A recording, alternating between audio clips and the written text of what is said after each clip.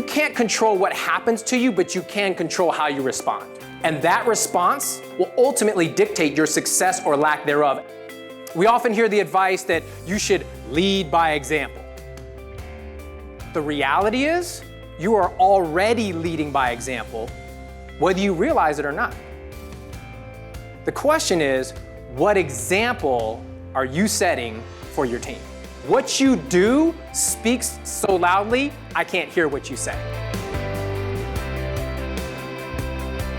You should see Ted's presentation if you are someone who believes in the power of leadership and what it can do to get others to be the best that they can be. What do I want to stand for? What do I want to be known for? And are my values, my integrity, and what I'm doing when there's no camera on me, are those reflective of the person that I want to embody? So as leaders, when we build trust and we focus on the trust in the relationship, this creates the longevity. This creates the loyalty, instead of only focusing on the bottom line. Great leadership is not pursuing your goals at the expense of others. It's pursuing your goals in the service of others. My goal when I'm speaking is to inspire people in the audience to become better leaders and also give them the tools and the knowledge that they can take home and apply right away, both in their careers and in their personal lives.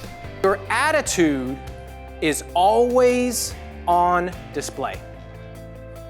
People are always watching you.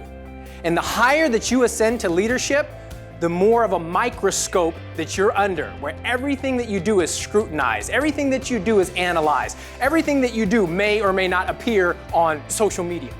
There were very, very many moments that I really enjoyed from this presentation, but the most inspirational part was the quote from Maya Angelou about how you make people feel, and that's something that was really emphasized in his presentation, is making people feel valued, appreciated, and that goes a long way in leadership. At the end of the day, we're professional problem solvers. And what I would encourage us to do is spend 5% of the time on the problem and 95% of the time on the solution.